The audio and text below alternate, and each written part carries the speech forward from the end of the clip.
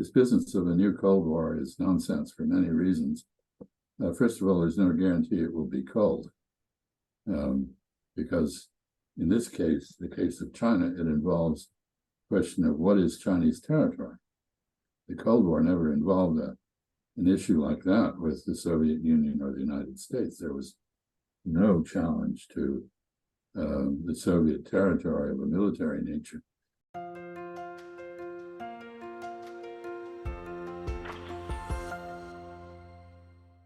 Let's move forward to the non-aligned world and to Africa and some other countries that you already mentioned are not on board with the Western messaging of this is, good against evil, democracy against autocracy. They're not having it. They're not taking it.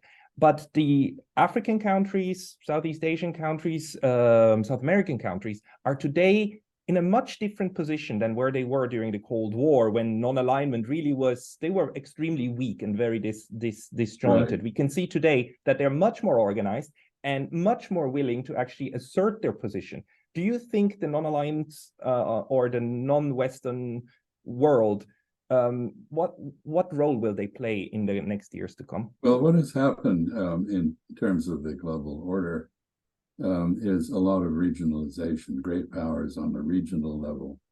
If you look at the Middle East, for example, Saudi Arabia, despite Mr. Biden's effort to make it a pariah, has emerged as a country that is a middle-ranking power that is courted by almost everyone for its wealth and its Islamic influence.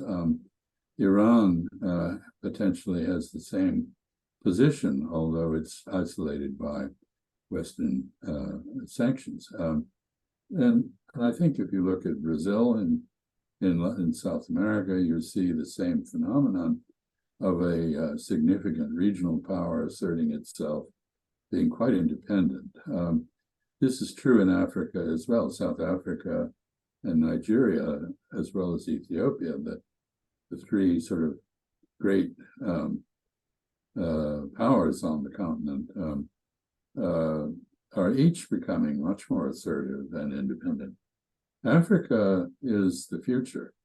It is where the future labor supply will be for the world, because the demographics are increasing the numbers of Africans very rapidly and will continue to do so. It is rich in natural resources, many of which are in great demand. China, India, Japan, and Korea, and European countries, and the United States, to some extent, are all competing to develop those resources. Aid is a thing of the past for a great many countries. They now look to investment. You see countries like Ethiopia, despite their internal divisions, which are enormous, achieving spectacular rates of economic growth, and clearly pointing the way to greater success. Africa has 28% of the votes in the United Nations. And with the Security Council blocked by contention between China, Russia, and the United States, the General Assembly is beginning to take on more a greater role. So I think for many reasons, there is a diffusion of power around the globe. The great power rivalry having the paradoxical effect of empowering regions and middle-ranking powers. And you see this even in Europe with, Germany now looking for a new path, Britain having stupidly withdrawn from Europe, now in search of a role commensurate with its talents and its abilities. And France, of course, always a contender for global influence. So I think the world is this business of a new Cold War is nonsense for many reasons. First of all, there's no guarantee it will be cold, because in this case, the case of China, it involves the question of what is Chinese territory. The Cold War never involved an issue like that with the Soviet Union or the United States. There was no challenge to the Soviet territory of a military nature. The United States did not recognize the incorporation of the Baltic states, but in practice we tolerated and agreed to that. So this is very different. And Ukraine, by any standard, is a sovereign independent state. Whether you agree that Russia was provoked into an invasion of it or not, clearly the invasion was a gross violation of the UN Charter and the rules of international law. And I note that the global South, the global majority, if you will, has been quite free in saying that they don't agree that Russia had the right to do what it did or that it was legal. What they reject is putting this in a context of great power rivalry and insistence that they align themselves with the West. Now, historically, the US and Europe will put extreme pressure on neutral and non-aligned states to fall in line. And you can see how it has been working in Europe. Even Switzerland fell in line to a good part. Now, the non-aligned world was smarter, much smarter. They didn't fall in line. They said, no. You, as a former part of the US diplomacy, what is your advice to non-aligned states, how to deal with the United States, how to communicate with the US? Well, I don't think they need much advice. I think they're quite adroit at exploiting the great power rivalry for their own benefit. The Belt and Road Initiative, for example, from China, has generated counter efforts, or I should say parallel efforts, because I don't know how if you build a road, anybody can use it. So I'm not sure building another road is much of a counter to road building, but it has generated offers from countries like Japan and India and Europe, the EU and the United States. Unfortunately, most of the American offers have no money attached to them and therefore are more rhetorical than real. But the Japanese, the Indians, and the Russians and others are in there, inspired by the Belt and Road Initiative. You look at the north-south corridor that is being built between Moscow and Bombay through the Iranian part of 𝗔𝗯𝘂𝘁𝘁, and you see this operating in a north-south context, whereas China is mostly east-west. So no, these countries know very well how to leverage their independent position and the fact that they're being courted by great powers to their advantage. So if we make any kind of historical parallels, you're definitely saying we shouldn't look to the Cold War. Would you say that we should rather look to the 19th century of the concert in order to get some guidance of how to organize diplomacy?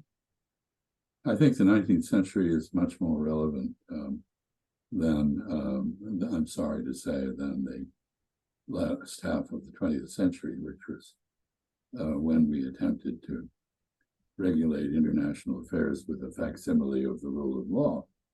Now we are going to have transactional relationships between powers with the rule-based order, something of a joke, I think, in the sense that the rules don't exist until they are discovered by the G7, which might undiscover them a week later.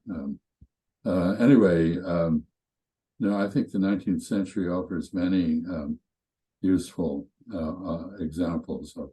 You mentioned conferences. The Congress of Vienna was the end of the Napoleonic Wars, and it was skillfully arranged by a remarkably gifted group of diplomats,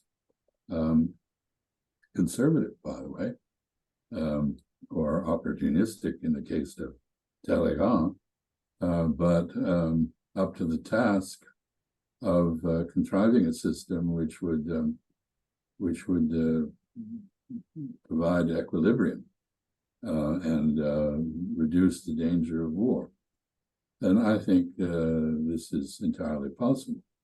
But we're not there yet. And we have a problem in that the institutions we've inherited from the pre-World War II, post-World War II period, the United Nations, for example, do not reflect the actual emerging constellation of power.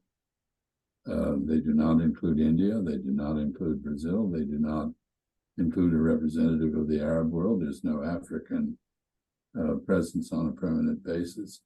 Japan is excluded. Britain and France are in there representing Europe, but Europe is arguably not the same as either Paris or London, certainly not since Britain left the EU. Anyway, I think we're going to go through a period in which we will need to find new structures to cope with new realities. And we will do so. The only question is, are we going to be able to do it peacefully, or is it going to take more war? At the end, there will be institutions, as always. I think I'm sorry to say that the only cure for stupidity often is a blow on the head. I wish we could end on a happier note, but let's use it as a push to say, let's not be stupid. Let's not be stupid, and sit down and talk. Yeah, I agree. That is the key. And I hope that we can rediscover the merit of diplomacy, which is the art of finding common interests, common ground, and setting differences that can't be resolved aside to mature to the point where they can be resolved, or for time to take care of them. This is not happening at the moment. You cannot solve problems if you don't listen to the other party, if you lecture the other party, if you don't take into account the concerns of the other party. And I'm afraid that is the bad habit that has emerged from the Cold War and the immediate aftermath of it, the so-called American unipolar moment. So we need to overcome this. And I would say finally that speaking as an American, I'm gravely concerned about the effects of the warfare state on my own society. I was proud to be an American because of the high degree of civil liberties, the rule of law, the predictability of our society, the opportunity for advancement to people that it offered. All of these things are now in jeopardy or deteriorating, and we are not coping with the entrenched racism, gun violence, and other issues that make us unattractive internationally now. And I think we need to get our act together. And I'm afraid it will take some sort of catastrophe to convince us to muster the will to do so. Let's hope we can avert catastrophe. But Ambassador Freeman, I thank you very much for your wise words, and I hope they will be heard around the world. Thank you for taking the time. Keep well. It was my pleasure to talk to you. Bye-bye.